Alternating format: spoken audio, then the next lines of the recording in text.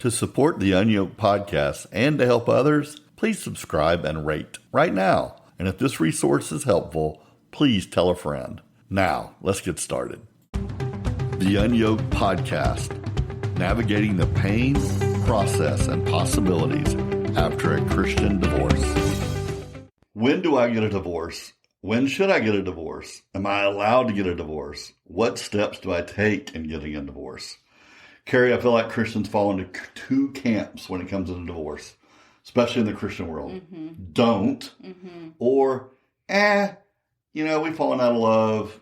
It's better for the kids. They don't have to grow up in a non-loving family. And, God wants me to be happy. Mm-hmm. Like, I feel like those are the two extremes. It's either super easy or super hard. Mm-hmm. And you and I have talked about it before. Most people don't live in the extremes. Right. Like the truth is normally in the middle, not in those extremes. Mm-hmm. But I definitely, when I made episode 1, which is my most listened to podcast episode of whether or not should I get a divorce. And that means people Google that a lot. People listen for podcast, YouTube videos of that question. Yeah. It's the question Christians struggle with, and I think we struggle differently. Yeah. So I was talking to both edges. Part of was talking to the people who were like, it's a sin. I can't, no matter what. And they endure too long. Mm-hmm. And then I also believe there's people on the other side who are just like, well, he did this or whatever. He always does this. Mm-hmm. She always does this, or she did that one thing. Mm-hmm. And they're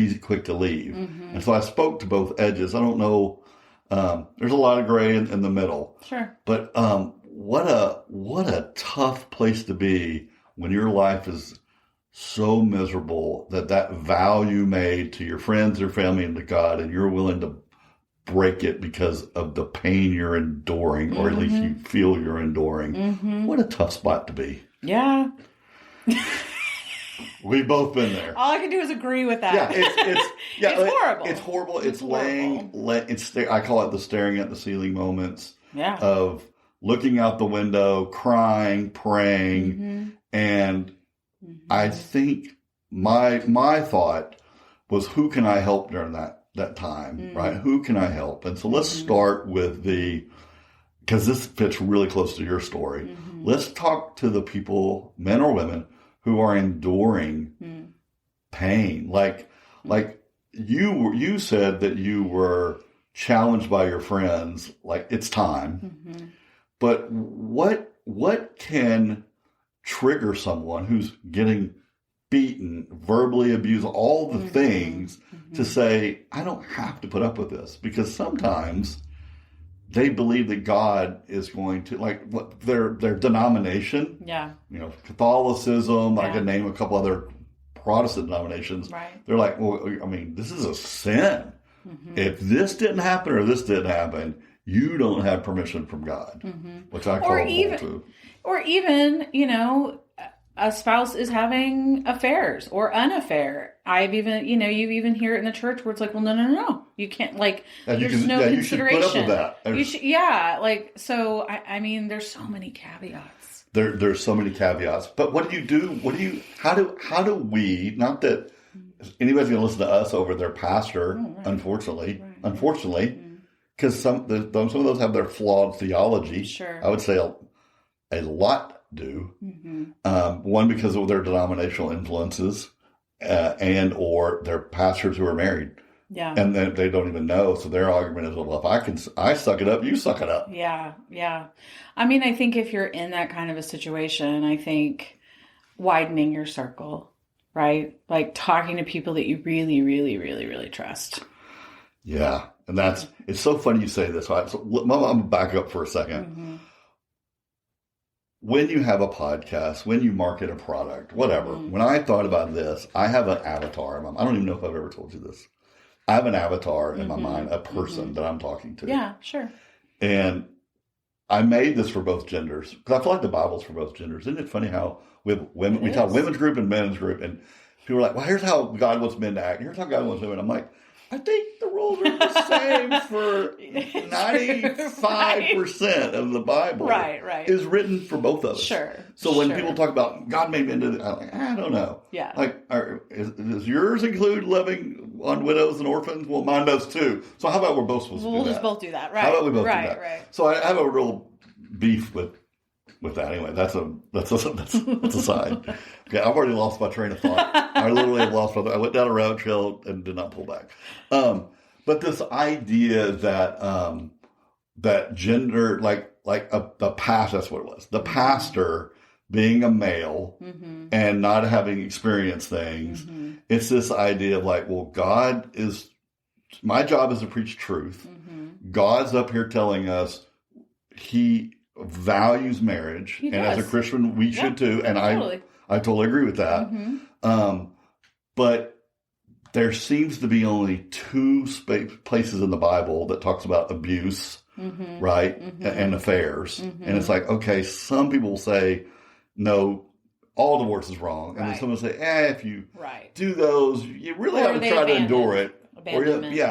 And so then the question becomes, what does that mean? What does that even mean? So I think a lot of people are stuck. So you were talking about widen your influence. There we go. I'm sorry. I need to finish this thought or I will lose it. And that is, my avatar, even though this is built for men and women, was a single lady who lives in Kansas. She's 38. She has a couple of kids, and she's married to a deacon. and the deacon is very lording over her at home. He's wife submit to your husband kind of guy.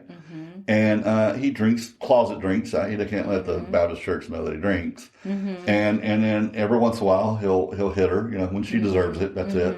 Only when she deserves it. Yeah. And she is miserable. She's abused, and she thinks I'm stuck. What will happen? If we leave, I live in a small town. I don't even have a job. She feels stuck. I'm talking to her. Yeah. That's who I hope. I know I have men listen. Sure. But I'm talking to that person because I feel so sorry for somebody being stuck. Not being stuck. Feeling stuck. Yeah. Sorry, I interrupted you, but I had to get that out. Okay. I took the long way around the world to get to that thought. Right. But that, anyway, so that's the person I'm aiming at, and I want to let them know that if they're thinking about getting a divorce, they're not a slave to their denominational teaching or that pastor or their husband, for that matter. If he literally, my argument is when you're physically abused or you see your kids, grab a suitcase and get the hell out. I'm not saying throw your theology out, but I'm saying you're not throwing your theology out by getting out. Yeah. God didn't ask you to endure getting beat. God didn't ask your kids to go through that so his theology stays high. God is a God of mercy. Literally, God says he values truth and mercy equally. Pastors value truth, sometimes over mercy. And they preach from the truth. Yeah. But I'm here to say, no. God has mercy on you. And he's not asking you to endure that nonsense. Yeah. I read, it was in a book somewhere. I don't know what book it was. So this is not my thought. Okay. But I loved it. And it said that a lot of churches, a lot of Christians, we value marriage over the health and wellness of the individuals. 100%. Right. So an individual could be just being destroyed, right? But the church, a lot of times, is saying, well, it doesn't matter. Marriage is more important, not the health and wellness of the individual people. Now, that's not an excuse to just get out. I'm not saying that. But if you look at yourself and you go, okay, I feel like I'm just being crushed, that's important.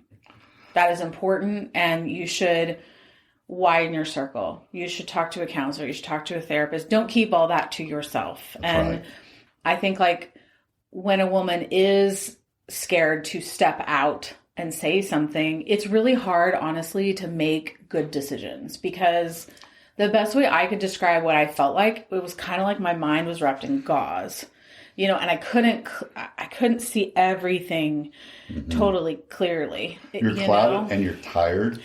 And you're playing a defense mechanism game of just what is it, Stockholm syndrome, a little bit of I'm just trying to get along, right, or not get beat by saying the wrong thing. So I'm just going to try to yell at or yell whatever at it is, belittle, right.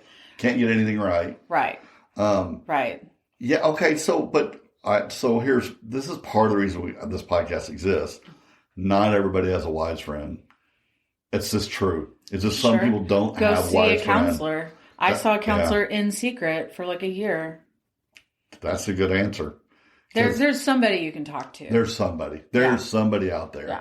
And I would also say, now, by the way, do I have any experience in this? No. But I do work with sex trafficking organizations.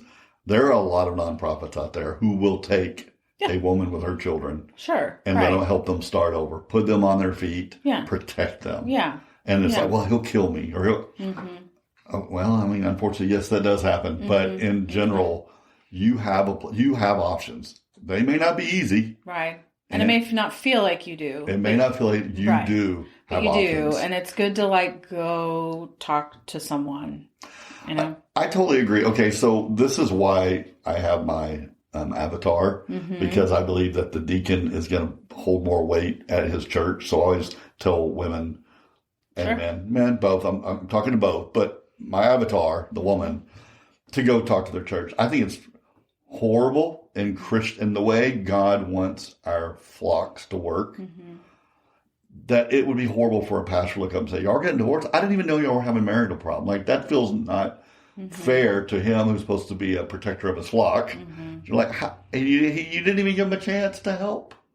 That's true. And the other part is, if he has horrible theology, he's going to be like, well, are you submitting to your husband? Yeah. When the answer is, well, he's hitting me. Well, yeah. You know, it's like, well, no, he's hitting me. Like, a good pastor would say, come to my house tonight. We're locking the door, and I'm going to tell Jethro to... Jethro? I don't know. That's not my avatar, but I made that up. Sorry, people from Kansas. Not all your deacons are named Jethro, but that's how that worked. Okay, so let's talk about the other side for a minute. The quick to divorce people. And I don't know anybody who's really quick. Okay, let's be honest. Most people, in general, takes a little time. Fight to some degree. Right. But I would say they may hold their view of marriage a little more looser than some. Meaning they use phrases like, well, God just wants me happy. Like, I deserve to be happy. That's not biblical. Not biblical at all, but I hear it. The other one I hear, and I'd love you to speak into this, is I don't want my kids to grow up in an unloving home and to see this so that they'll think this is normal and model it. I'm doing it for the kids. I've heard that quite a bit. It's worded a lot of different ways, but it's like, this is best for the kids to get out of this house. And they need to see their mom happy. They need to see their dad happy, or they need to watch all this fighting. Well, my argument would be like, yeah, all that's true. Doesn't mean you have to get a divorce. How about you start acting right as a married couple, not throw in the towel? Right. I mean, that didn't even cross my mind when I was going through all of it. You know, I think, well, what's the flip side? Maybe you could show them what it looks like to restore your marriage. Yeah, give them a success story that when things are tough, here's what that looks like. Right. I mean, that's a better thing for your kids to see than you just... A pie in the sky. Oh, well, if you're happy, you're living a good life. Yeah, that's a terrible example for a child. Isn't that a tough... Yeah, I'm not saying it's easy. Oh, no, just saying. Right. Well, here's my thing. The theology of this is a tough one. Is Christianity screams that because we are all slaves to sin and that we have a redeemer, that we should have joy, and this eternal joy, and we should talk about joy. And the tension of that is, well, we live in a broken world. Right. So it's like this idea of like, well, the God wants me to be happy and joyful and whatever, and I'm not. Therefore, I'm going to fix my situation to be. It's like, I think you're getting that theology wrong. Yeah, I mean, I think that like, when I was going through like deep valleys where I was like, I can't see in front of me. It is dark. I don't know what's happening. And I really just felt like I was just holding onto the Lord's hand, just like, what's the next step? Like, just lead me. Cause but there was still down in me a joy knowing that the Lord has me, right? one day I'm going to be with the Lord, right? This isn't the end, And so I think there's that kind of like deep-seated joy. Not, was I having fun? Absolutely not. Nothing about it was fun. Nothing about it was fun. I was crying my eyes out pretty much every day. Yeah. I don't know if I would say I was depressed, but just going, you're in a funk and a fog. It was horrible. It was, horrible. When I was trying to navigate through, and the healing after and all that type of stuff. But I think still deep down there was a joy. So I think that we kind of get it misconstrued of, well, I should be happy and I should be having fun and everything should be great. But that's also not even like real life. I mean, let's look at Paul. Let's look, you know what I mean? Right. Like he had joy and he was in prison, so no matter what you're walking through, no matter how terrible it is, we can still have joy deep down. Yeah.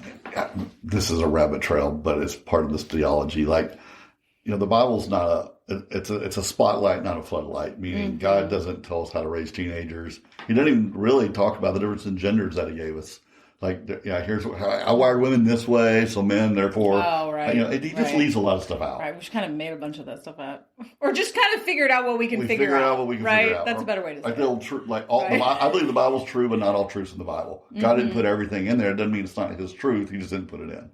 I say that to say that when it comes to joy and marriage, whatever, like, I wish, I just sometimes like, Lord, could you not have given us just a chapter on marriage? Just one that would have been helpful. chapter to help us, because we see this joy, like, because that's what it is. Like, well, Paul was in prison. And okay, well, tell me about Paul's marriage. Like, did him and his wife fight? They probably did, sure. Yeah, and did he come to the table one day just like shaking his head, like, what's wrong? Oh, my wife, she's so mad. I'm taking all these trips. I'm not saying Paul was married or not. I don't know. It's irrelevant. We don't know. But the point is that the Bible's really, really silent, and I don't. There's the vow itself that says, I am going to love this person, which, by the way, you can love and you can like. There are seasons for everything, but it's a commitment. Mm-hmm. And then I guess the question is when are you allowed? Mm-hmm. Oh, this is a good way to put it. When are you allowed to break the commitment? Mm-hmm. And then when are you supposed to endure, or how long to endure? That whatever, because just because somebody has an affair, you may have the right to divorce.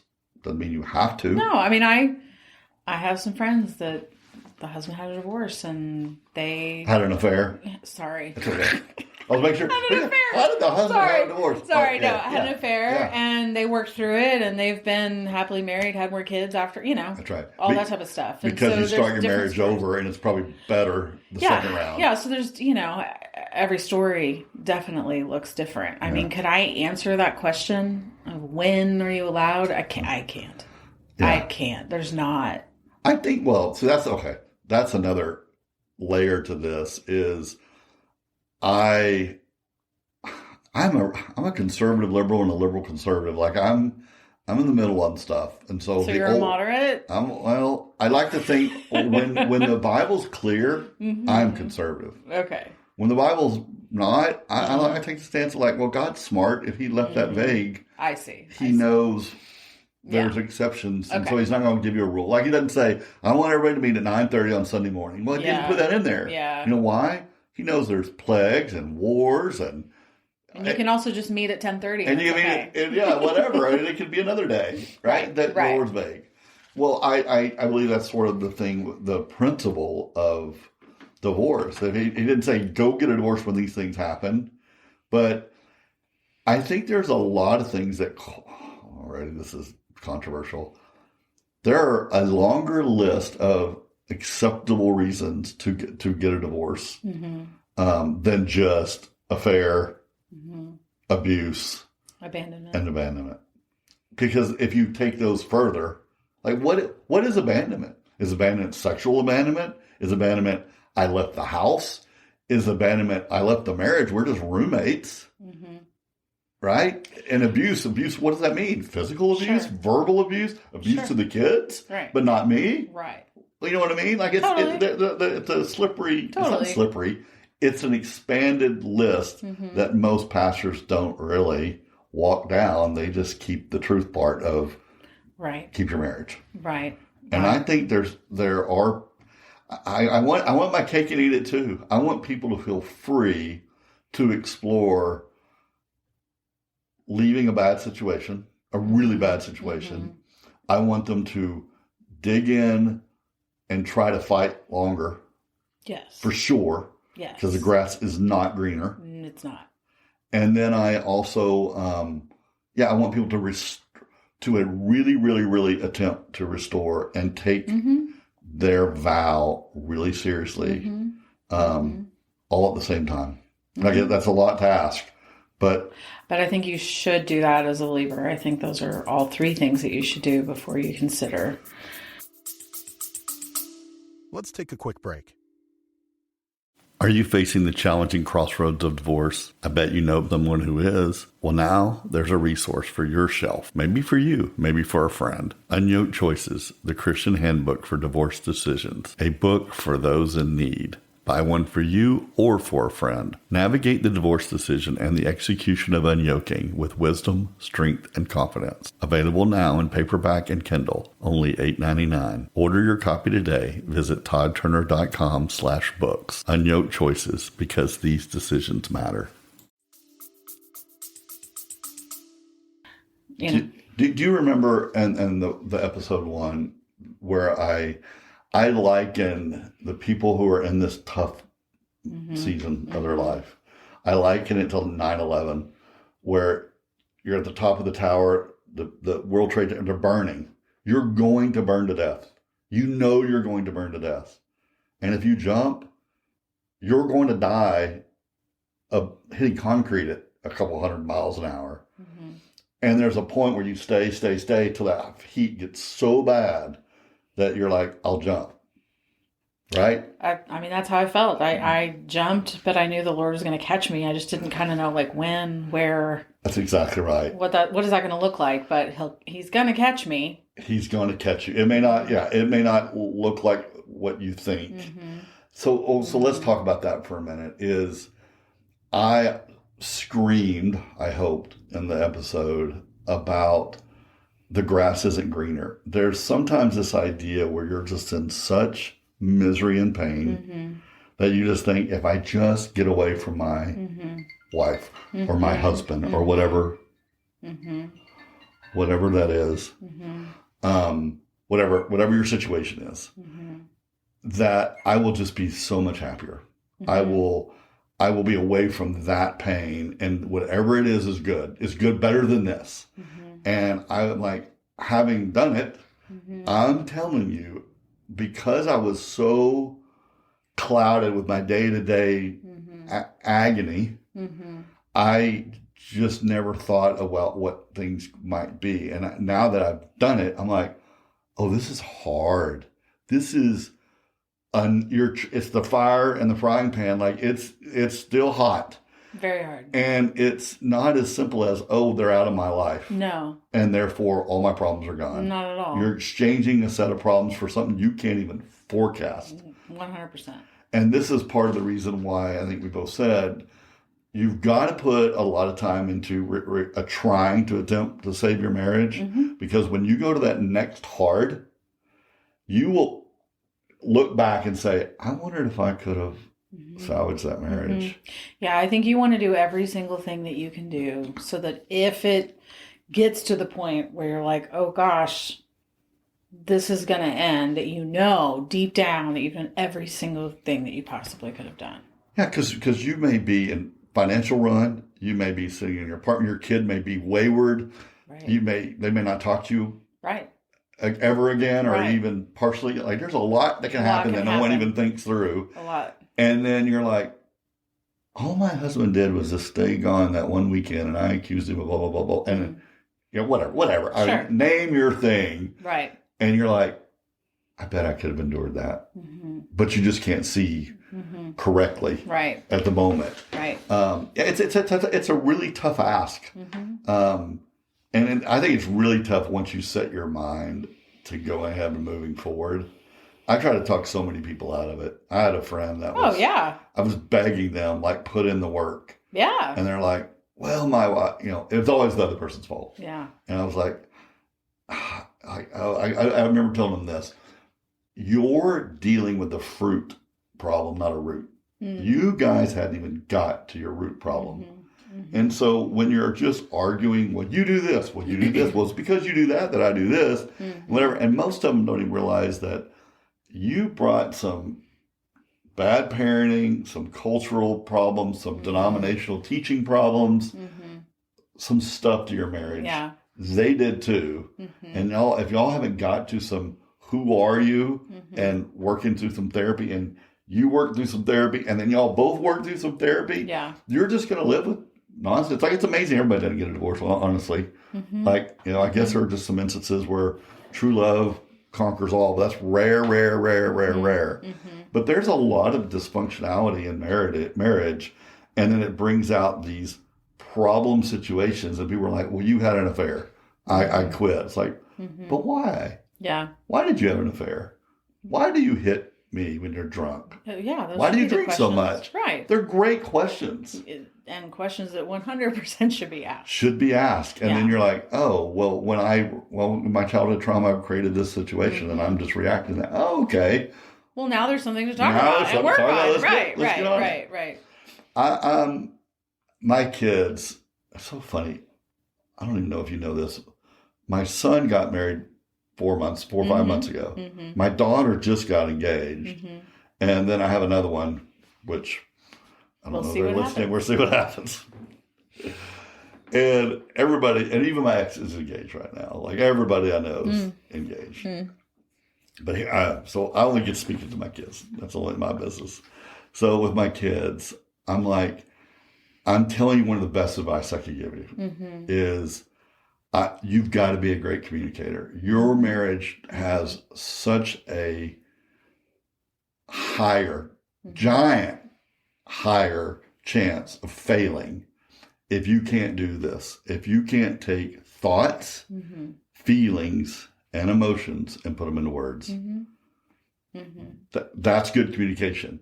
And then listen, empathize, and when they put their thoughts, feelings, and emotions into words, and talk things out. Because how will you have an affair when you say, honey, I am not feeling cherished, and here's why. But otherwise, like, you that internal self, you don't talk it out. It's like, oh, well, they always do that. They don't love me anymore. I'm going to go do this. Or whatever. All the justifications. Right. Or all those internal conversations in your head. And if you have a bad set of friends, and they're like, yeah, well, you oughta. I know people who help their friends cheat. Well, my husband doesn't sleep with me and whatever, and I need that. Well, but then just go do it on the side. Yeah. It's like, what? Yeah. What? How did you ever get there? Yeah. How did you get there? Well, the answer is you don't take thoughts, emotions, and feelings and put them into words very well. And sometimes you think you do. Some people think they're good communicators, but they're really not, because they in their mind, they're screaming it. How did you not know that I'm not feeling loved? Well, I don't know. You didn't ever tell me. The last 5 years, those words have never come out of your mouth. Right. So how would I have How am I supposed to know? How was I supposed to know? Yeah. And then to them, it's like, well, I was slamming the door and I was doing this. You should have known. I've heard that a lot. Like, you should have known. I'm like, Nate, how would I know? Like, those behaviors, you're screaming, but that's because you're speaking, you're taking thoughts, feelings, emotions, you're putting them into actions. You're not putting them into words. You got to put things into words. And so I'm a big believer in good counseling for couples, because it's one thing that if you're having a troubled marriage to go on a date and have a real talk, and that's good. That's progress. But I don't think if you and I were married and we were having problems, we're going to get so far. But a professional counselor is going to poke in the right places, and they're going to bring out, that's what they're trained to do. Yeah. And I don't think you can really get and find your fruit and root issues without a professional in the room. I don't know. Maybe I'm wrong. I don't know about that. You think you can, two intelligent people can work their way there? I think so. Yeah, maybe so. Yeah, if you're asking the right questions and you're really caring about, like, digging down into the root, you know? And care enough to do it. Yeah. I want people to know too that, especially, well, if you don't have kids, it's not that you have an easier out. It's not, your reasons for divorce aren't any different or biblically any different. No. But when you have kids, that's the other thing about the grass being greener. Like the ramifications on kids of a divorce is, I'm going to say, is worse than whatever they're seeing at home. Well, unless that seeing means physical abuse, then I disagree with that. Yeah, Sure. Physical abuse trumps everything. Yeah. Okay. Yeah. But I would say the effect of divorce is a lifelong effect. Totally. On kids. On everybody. On everybody. The ripple effect goes wide. I know that I've heard this is in my story, but it's also on plenty of other people's, is this idea that when you're getting divorced, you're just walking away from that person's pain that caused you. And you're like, I just want them out of my life. And you don't realize that divorce affects your kids, your mom, your dad, your kid, your sister, your brother. The ripple effect goes so much wider. And when your brain is justifying, I just want that pain to stop because that person, I need them out of my life. Like, no. It's a tsunami effect. And it not only goes high, it goes long. And it can go decade, it can go generational. It can. And I've talked to so many people, who've said too, that even with their friends, they're like, I was left with no friends. And that happens a lot. It happens a lot. Or you're left without anybody at your church supporting you or standing by your side. And you may have to start over a whole new life. I mean, I had to start over a whole new life. You're one of those that you started over. I just start over. Yeah. I mean, I had, of course my family stood by me. Yeah, right. But I had not all families do. No, they don't. They don't. My family 100% stood by me. But like a lot of friends and a lot of people at church just walked, and you don't think that would happen, and then you're just left going, oh my gosh. And I say that because I've talked to a lot of people who've had that happen, so I did have one or two friends that really, stood by me, called me every day, all those types of things. But your community, like, you don't realize a lot of times you're going to be left with not many people around you. Sometimes your brain, when you're in that position, thinks, well, the church will stand by the good person and they'll chastise the bad. It's not that simple. It really gets complex. One, I believe, because churches, once again, I'm not saying all, right? Nothing is every church is not this way, but this idea that churches are so committed to the church machine. It's Sunday mornings we do this. Here's our worship. We've got a women's leader and a men's leader. They feed the machine. Divorcees don't fit in the machine. They don't know what to do with you. They don't know how to speak to you. And their best case scenario is, well, come to church. That's where people love you. What am I supposed to do here? Well, you work in Awanas. You can go to your small group. Like, well, that small group doesn't know anything about my divorce. And I'm not bringing it into there. And you're going to go up here and preach about how marriages are for a lifetime. Like, where do I fit in? And so you could be the right person. Like your spouse could be the abuser. They could have the affair or whatever. And you think you're just going to go to church and you'll be okay. No. Nope. Church is a clunky. Can be. Right. A lot more often than not. True. Is what I would say. I've met, I'm going to say hundreds of people that are single since my divorce. Divorced since my divorce. I can't think but a handful that didn't have anything to complain about how church, how their church life was affected, or they had to leave or take a season away, or they were highly offended or highly disappointed. Like, I think it's a real issue. Yeah, I think it's an area that they don't know how to deal with people like us yet. They don't. We have a whole episode on the church, and we'll get into that. I think the reason I want it here is I want to scream to people who are listening, who are considering a divorce or like just navigating that tough solution. Is like, it's not so easy that you make the decision, you sign a sheet of paper, and then he either leaves or we sell the house and then we'll live all happily ever after. It's not. It's so much more complex than that, that it is worth fighting as much as you can, not tolerating stuff you shouldn't tolerate, but it's worth fighting that even if you get a divorce, you can rest in the fact that I gave it all. While everything's burning around you, you can sleep at night and say, well, it's burning around me, but I gave my best, not, things were just tough and I wanted out. Yeah. I knew somebody who, it's a woman, and she had her story is very much like your horrible husband who deserved to be divorced by a man. Like, it wasn't even there's not a person in the world that would say, hey, you should have endured that. Like, it's horrible. And I bet she was 3 years in, and she literally was like, I'm thinking about reaching back to my ex. I was like, what? Why? And she goes, I think it's better than this. She was so lonely, so brought to nothing, financial ruin. Her kids were wayward.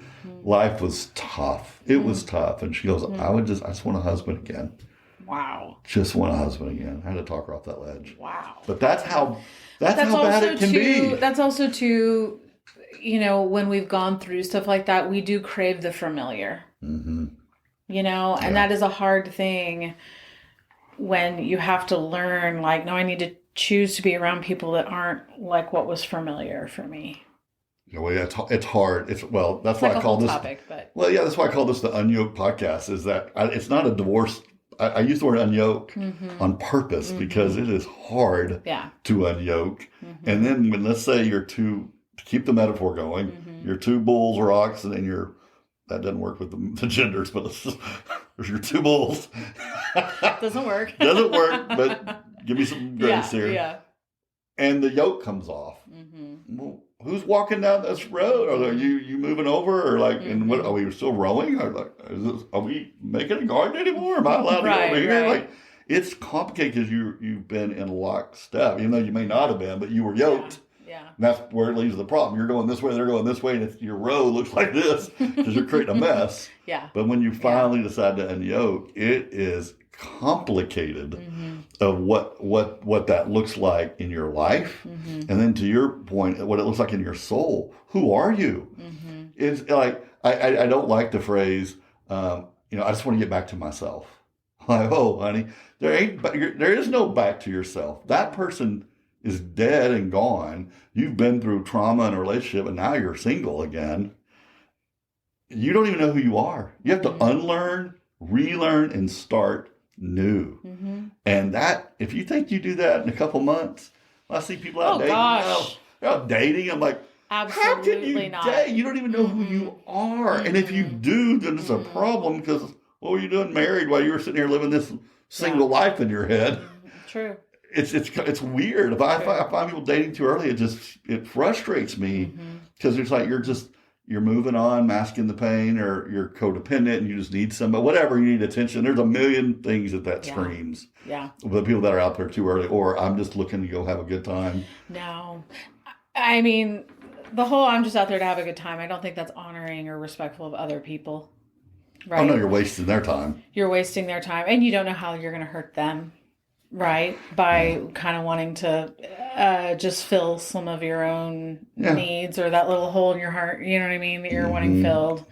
And then getting out there too early, it's going to come, the stuff that you haven't dealt with is going to come out eventually. Oh, it'll come out. And it'll come out in probably uglier ways, so it's better to take that time to really dig in and really heal.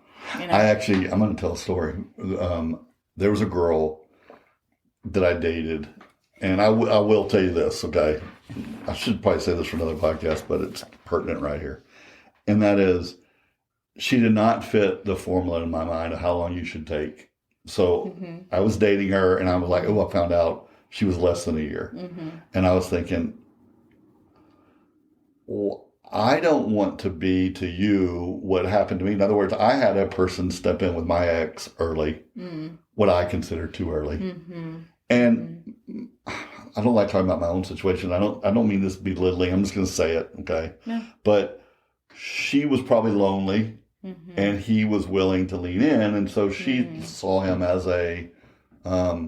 he's a savior. Like, here's somebody who cares about me I can lean on. Right. And I'll admit, it's got to be tough for a woman, even more than a man, to be, independent all of a sudden, especially when you don't have a career. Like, it's a tough spot. Like, I'm not blaming or belittling. I'm just saying, here's what happened.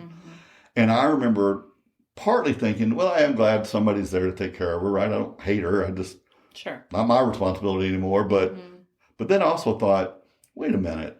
Like, I got Lord mad at him because I was like, wait a minute, you're coming in, keeping someone busy selfishly when they should be working on themselves and repairing their kids. That's should be your focus. And so when I was dating this girl, I found out she hadn't been dating a year. I thought, well, I don't want to be that guy to her kids. So I told her, I can't date you. You haven't been divorced long enough. And she goes, well, what if I feel I'm ready? And I go, well, we all feel we're ready. True. So I'm not going to tell you you're not, but I'm also going to tell you that's not a good argument. Yeah. It's not a good argument. Yeah. Well, she found somebody, and she's married, and he's a great guy, and and they're living happily ever after. And I'm so glad. And I always thought, is that the one who got away? Like maybe I should have. Yeah. And then I was like, well, no, the odds were good. The odds were just, I'm glad it worked out, and maybe that was a God thing. I don't know. Yeah. But I did sort of question, like, why did I make up the rule of 1 year? Like, I made that up. But I just think it's a fairly healthy line in the sand to say there's no way, if you've been married any significant amount of time, that you will be healed and ready to move on within a year, right? Is that crazy? I mean, I also think, let's just say two people were separated for 5 years. Yeah. Right? And you're independent as heck. Yeah. And then they get divorced. Well, then, okay, then that's your an exception. Rule. Okay. That's except because, I do think there's a difference. There's some nuances. There's nuances there. But in general, if you've been living with somebody married and you just moved out of the house or they got kicked out of the house and you're 3 months into it and you're tired of watching Netflix, you're like, I'm going to get on an app and start swiping. No, do not do that. Do not do that. No. And so here, why is this on this episode? Because all of you are like, wait a minute, I'm thinking about getting divorced. You are talking about what next is like. Yeah, we are. Because if you don't realize how hard next is, then you'll jump easier, thinking I'm just getting away from the pain and I'm here to scream. It is a hard road to get unyoked, to live unyoked, and find your new purpose in life. And I literally changed the name of this podcast. It was UnYoked, the Christian Divorce podcast. And I changed it to UnYoked Living because I want it to be more than just being unyoked. I want to know what are you going to do now that you're unyoked? Yeah. I want to go further with the idea of what does that living look like when you're not yoked to somebody you have a responsibility, and especially when you have younger kids, it looks one way, right? You have child responsibilities, but when you're empty nest and you're unyoked, and it's just between you and God, well, man, that's exciting. What can you do with your life? Where can you go? How can God use you? And what's your purpose? Because it's not sandwiches and practices. And it's true. And your husband wants you to go visit his Aunt Myrtle or whatever in Kansas. And the Bubba, whatever I call it, Jethro, whatever his name was. I don't even know what you said. Was it Jethro? Like that. Yeah, we don't have to visit him anymore. But yeah, it's tough to be in this decision. My heart breaks for people who are trying to decide, when can I give in? When can I give up? When can I throw in the towel? When can I move on? And all I just want to scream is, after you are 100% sure, 101% sure that you've done everything you can and you've asked for the forgiveness for where you've fouled up, and you've tried to fix that to the best of your ability. Sometimes things can't be fixed unless it's a two-way street, obviously. Right. But you can do your part. Yeah. And you can say you're sorry. I know I worked hard of like, hey, I know I have parts in this and I'm sorry, and we'll fix them. Just that attitude of I'll do whatever it takes. And then if it doesn't work, you're like, well, I did try. It wasn't lip service. You really tried. Then I think the answer is you have peace. And to recap what you said, go into people with wise counsel, read a book, go to a counselor, whatever you have to do. People say, I can't afford a counselor. My argument is cheaper than a divorce. So whatever it is you're spending on that book, whatever. Yeah. There's, I think if you want something bad enough, you can figure it out. You can figure it out. Somehow. Put in the legwork. Somehow. Pray that God sends you a solution. Totally. The Lord will provide. I actually made a book. I guess this is a little bit of a plug here, but I took the first 3 chapters of the podcast and made a book, and it's for this moment of when people are like, when can I make that decision? And I just poke a little bit, and I also help them through it, meaning chapter 2 is like episode 2. Okay, you put in the work, you've made the decision, now what? And here are some of the landmines and some lenses you're going to want to put on, because we are believers, right? I mean, you can go scorched earth, and I'm not saying people don't deserve some scorched earth. Like, there's something your ex did, your spouse right now has done, that's probably worthy of chastise, ridiculement, justice. There's all kind of stuff. But at the same time, that's not what Jesus calls us to do. Right. No. Right. And we need to learn how to put on mercy, forgiveness, and grace, and navigate your unyoking well. And that's not an easy thing to do. With integrity. I don't see a lot of people doing it with integrity. That's right. I totally agree. I see there's a lot of people that they're bad mouthing, they're complaining, they're, and not just, I think that you had said, I think in episode 1 of just like, be quiet, like keep to yourself, don't get on social media and talk about it. Passive aggressive or not passive aggressive. Neither one of them. Stay off of it. None of that's helpful. I don't think it's not honoring to the Lord. It's not, it's just, and I know it could probably maybe feel good. Like, oh, I got this out there. But like other people can see through that. If we've been down the road, we know the difference. Yeah. So it's really better to just like, you have like your few people you talk to. Yeah. Keep your circle tight. Keep your circle tight. A lot of prayer, a lot of time in the Word, and just take your time. There is no rush. There's no rush. Unless somebody's getting physically hurt. Okay, but you separate, and then there's no rush. That's true. There's no rush. Fair. Yeah. I always feel separation. My wounds on separation is when there's affairs. When there's separation for other reasons, I get it. When there's an affair and a separation, it's like green light. I mean, all the things you're feeling in bed while you're getting cheated on, now the person has, it's easier. I don't know where you are. Yeah, you're in an apartment like that. Affairs to me and separation do not mix. Yeah, and I'm coming from a totally different situation where separation was very, very necessary and a good step. I agree with that. You know what broke my heart? I saw this the other day, and it literally, I thought, boy, this is so opposite of what I said in the podcast. They said that the hashtag divorce party is like this trending hashtag, and they're literally people are having parties. Companies are literally profiting off this idea because they're like, it's an epidemic. And they're like, let's celebrate, like you're finally single again, and now that your best life. And I'm thinking, that's not anything to celebrate. I think anybody that celebrates that's just not. Especially like Christians, like what? As believers, it's insane. So when I hear the word or see hashtag divorce party, I was no. You should be in mourning, if you will, right? I was in mourning, even if you have every right to get divorced, it's not a good thing. No doubt. Not anything to celebrate about. Okay, all right. Well, back to the plug again. If you're in this situation, you want to keep something in your purse. I made the book small. Go order it. I actually, to be honest with you, I wish this book, I don't say this for profitability, but I wish this book was at every church library, that when somebody's going, they can just grab it. Yeah. Because once again, books on marriage they're horrible. There was a little one Chuck Swindoll did. Like a little pamphlet? Yeah. You might have even been a part of that. I may have. But it's a little pamphlet, but it was really helpful, and you can still order it. Yeah. There's good advice. There's good advice. There's bits. But in general, a lot of the analogy that I use a lot is divorce is a car wreck. And we survived it. And you're walking in all bloody and you're limping. And pastors get up there and say, well, cars aren't supposed to be wrecked. It's like, bad timing, buddy. Yeah. Bad timing. But me and my girls are like lying on the side of the road. We're lying, but we're alive. I don't even know how to get up right now. That's right. And so my argument is with church, that's why I do this. is I believe there are ways to have on Christian lenses, but I want to up the mercy to equal the truth. Yeah. And help people where they are. That we live in a broken world. I mean, it's been 8,000 years since the garden.